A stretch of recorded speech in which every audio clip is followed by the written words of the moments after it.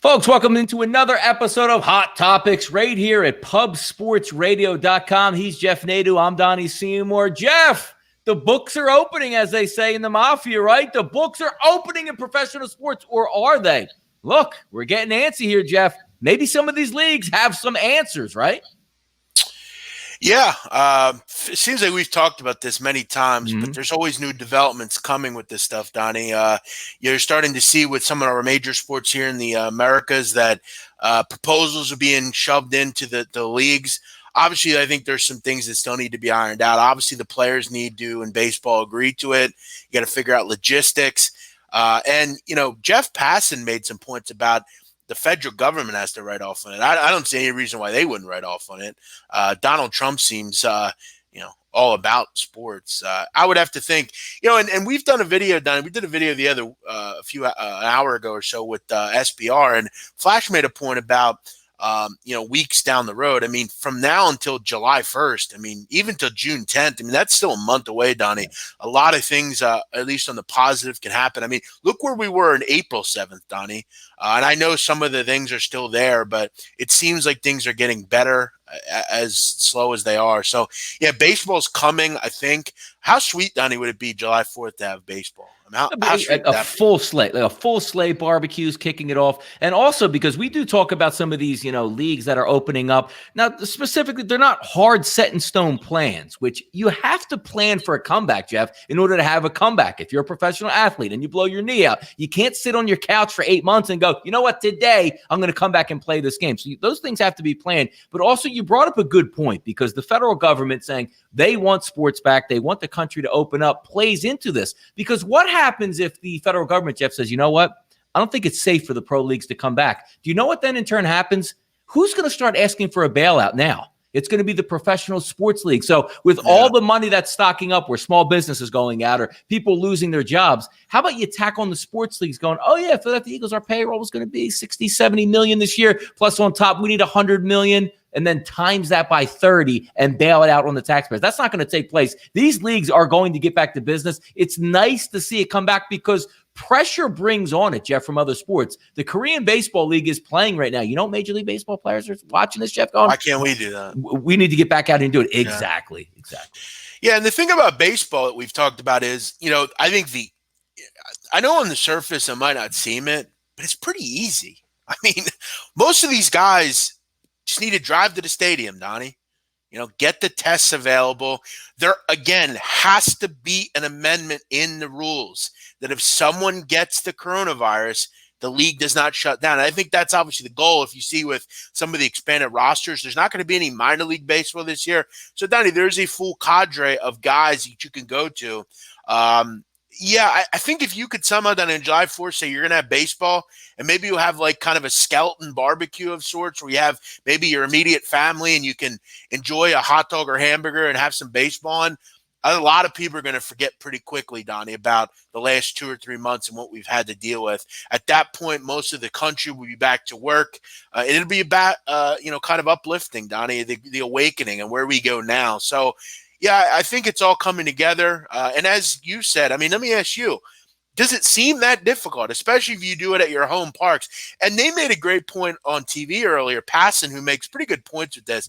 He talked about how it almost is nostalgic, Donnie, maybe where you don't see fans, but you see Fenway Park, you see Yankee Stadium, you see, Dodger Stadium. It almost brings normalcy back where you see, Mike Trout at Angel Stadium hitting a home run into the rocks. That's a normal thing. I got to be honest, baseball would be fine wherever it is. It could be it could be in Kyrgyzstan for all I care. But again, the best option would be obviously playing at your ballparks. And I think that would be the easiest. It's easy to sell.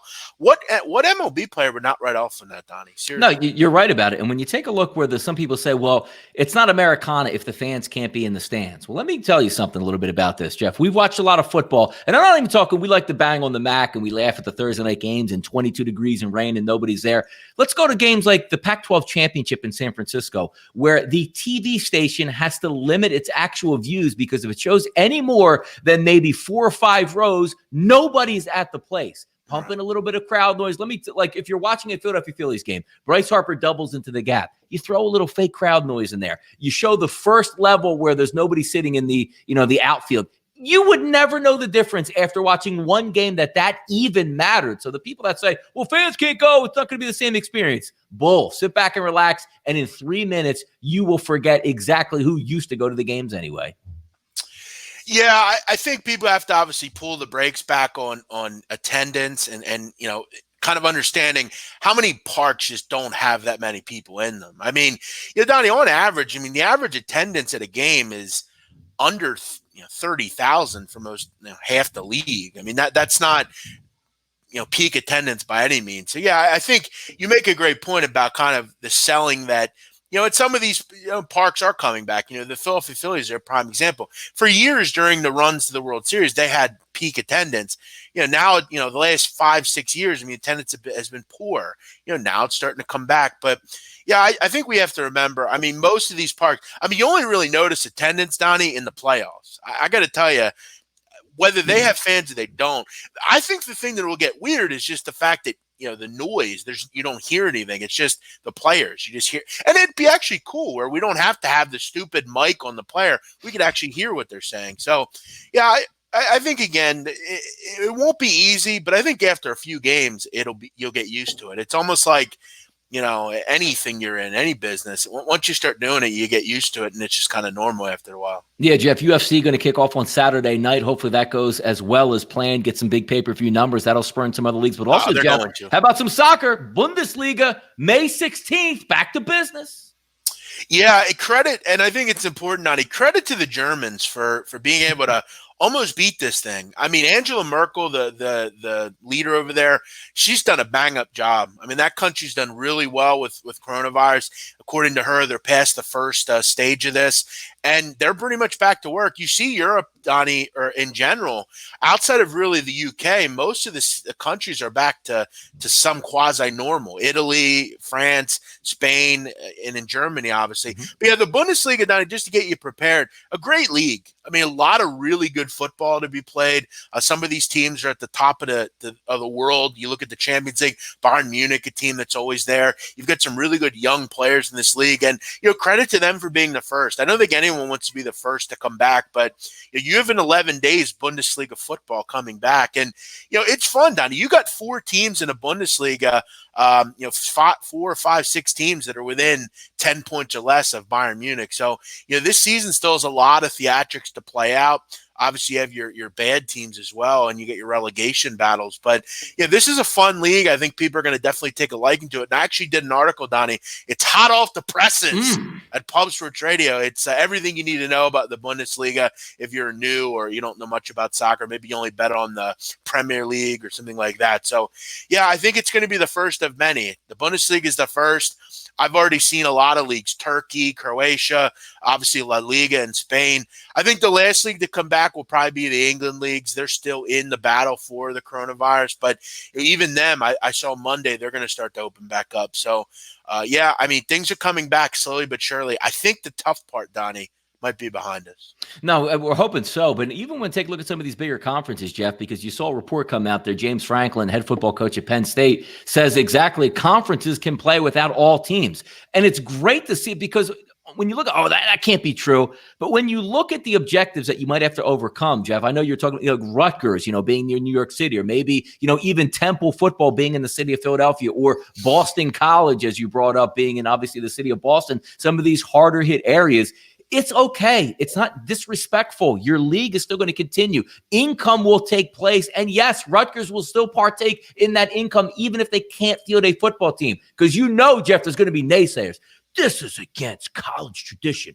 Rutgers should be able to participate in a football season, or nobody should. Come on. We're going to have to make adjustments. And if we do, it's good to see coaches already saying, hey, look, if one team can't participate, don't burn the whole house down for everybody else.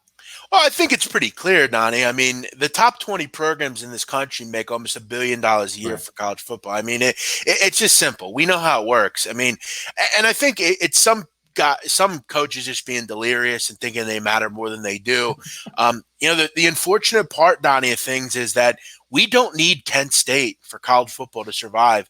We don't need Georgia State for college football to survive. That's just the truth of the matter. I'm sorry. I feel bad for those kids, but it's just the truth. I mean, we could hypothetically play the top 25 against each other, and no one would bat an eye, Donnie. It's just that simple. And credit to a guy like James Franklin, who, look, I haven't always been a big fan of. No, I think he could be a real dick at times, but I think he's right here. I mean, to punish 75% of the country because 20 or 25% don't want to participate, that's their business. But again, I think it's important to mention when this all comes to fruition. So in July, at the beginning or end of July, when they get back to school or whatever it is, New York is already seeing a big dip in hospitalizations, intubations are at low levels. I mean, there are hospitals in New York that are looking to lay people off because nobody's coming to them.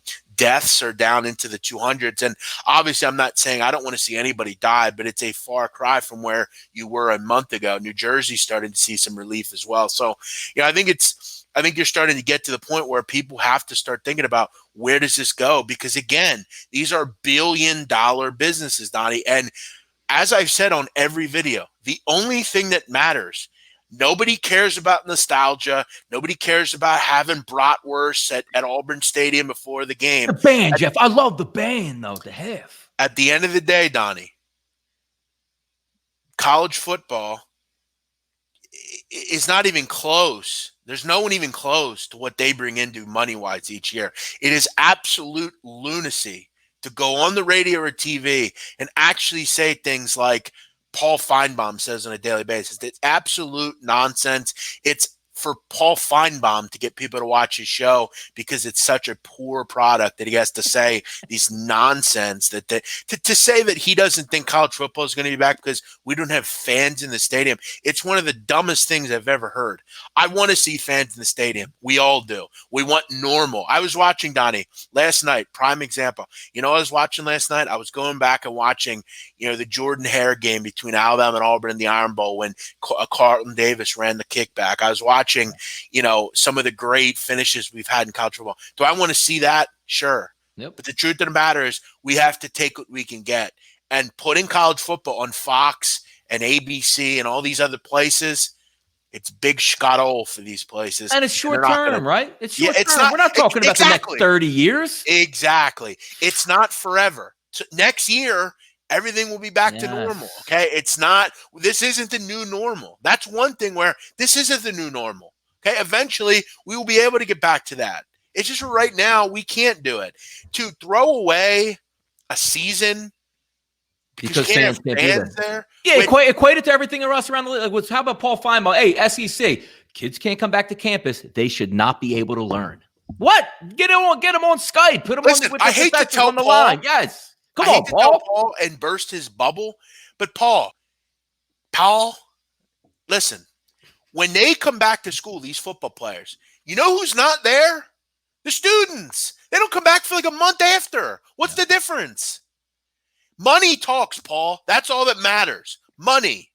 And I got to tell you, maybe you don't know this, but down in Auburn and Alabama, you know what they're going to do if they can't go to the game? They're going to watch it on TV. Oh. It's pretty simple, Paul. And they're still going to buy merchandise, and they're still going to support the endowment, and they're still going to support everything that Auburn and Alabama and Georgia and LSU have to offer. They're just not going to be able to go to the game for a couple of months. Stop with the lunacy. Stop with trying to sell. And there's always these guys that Keith Law is another guy. By the way, great work by Keith Law, who is dead on the money with his prediction. He's connected. He's connected in, Jeff. Yeah. I can see by your employment status, Keith. You're with the rest of us. You don't have a job either. And it's not because you're not qualified. You're not good enough. That's why. Because you say stupid stuff like you've been said. It's weird, these national people, these pundits, they don't want to work for some reason. None of them want sports. And Brian Windhorst, your boy, prime example. Shut it down. What are you talking about? Your job isn't to talk about being an epidemiologist or a big-time scientist or an economist. Your job is to gargle on LeBron's crotch every day and talk about the NBA. We don't care about what you think about epidemiology. You're not the person that makes those decisions. So stop with the stupid nonsense. At the end of the day, the leagues make the decision. But I will say this, Donnie, the last thing. I'm again going to say this. I don't think the NBA comes back. I know we can talk about it. Adam Silver is a liberal guy. I don't think he wants to uproot anything. He cares way too much about what other folks think. I know. But is there yes, go ahead, because I'm going to follow up on that. Go ahead. And I know what people will say. LeBron's written off, and that's huge. And the fact that LeBron wants to play, because you see the difference between America and Europe right now is, if you go look in Italy, England, a lot of these places, they don't want to play.